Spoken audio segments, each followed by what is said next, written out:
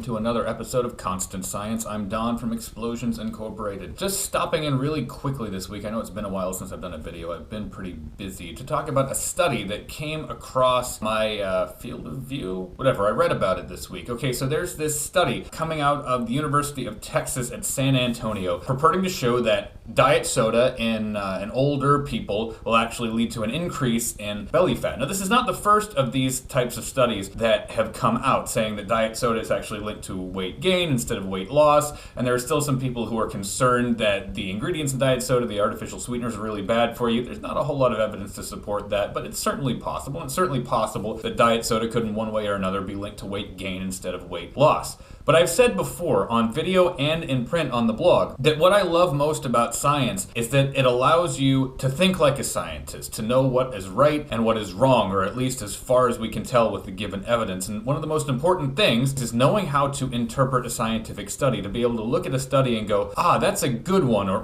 that's not so good, there are some limitations. And as it happens, this particular study, which is being reported all over the internet, I read a dozen different news stories about it, has some fairly significant limitations. So here's the deal. Basically, the big picture is that they started with about 750 people, European Americans and Mexican Americans, to go through this study, and it was over the course of almost 10 years. And they did multiple checkups on them where they checked their weight, their waist circumference, their height, whether or not they had type 2 diabetes, their activity level at every single one of these checkpoints. And over the course of these 10 years, the people who consumed diet soda actually showed a bigger increase in belly fat, larger waist circumference, than the people who didn't. Now, this is bad, especially when you're older, because belly fat is comorbid with lots of other things that could possibly kill you, like heart disease. That sounds fairly definitive. They had a decent sized sample number, 750 people, for a first time study. That's actually really good. And so they controlled for all these other factors, they measured lots of stuff, and they found out that diet soda makes you fat. Which is kind of how it's being reported.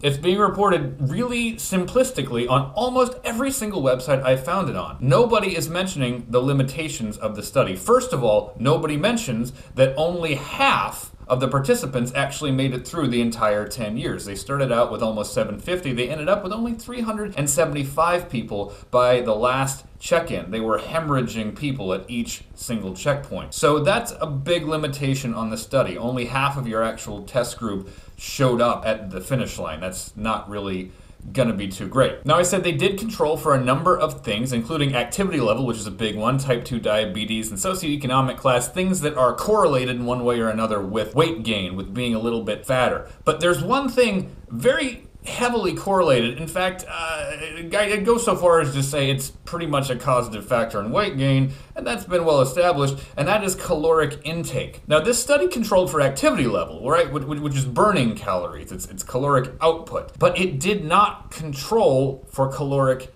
intake.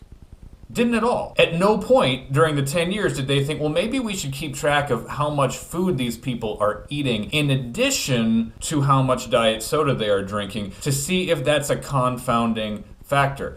Because here's the hint, it is. And only one news story out of the dozen or so I read covering this story mentioned that, and it was in Forbes magazine, which is not a bastion of amazing scientific journalism, but it was the only one that bothered to mention this incredibly significant problem with the study. Science journalism isn't great in general, because when somebody has a study they want to promote in a certain way. And I read an interview with one of the lead authors on this study. At no point did she even mention that limitation. She didn't mention they lost half of their sample size over the course of the 10-year period. These are the facts, quote unquote, that make it out to the science journalists. And so the headlines say, diet soda will increase your belly fat. Or at the best, diet soda may increase your belly fat. Nobody actually bothered to dig deeper, except for friggin' Forbes, to look at the actual design of the study. So I guess there are a couple of lessons here. One, you can't take science journalism at face value, because science journalists often don't actually understand science very well. And they don't go and do the digging that they would need to do to actually consider whether or not the study they're reporting is what it's being promoted as by the researchers or the university or whoever is sending out the press release. 2, you gotta know how to interpret a study for confounding variables and things that were left out and limitations to that study before you take it as anything remotely approaching gospel truth. Like I said, I don't think it's impossible that drinking diet soda could somehow increase your belly fat, but there are also a number of studies that show drinking diet soda is linked with increased caloric consumption, which makes a lot of sense because there's this thing called moral licensing where like people who wear bicycle helmets actually ride more recklessly because, hey, I'm safe now, so I can get away with all this crap I couldn't get away with before. So people probably go, hey, here's some diet soda.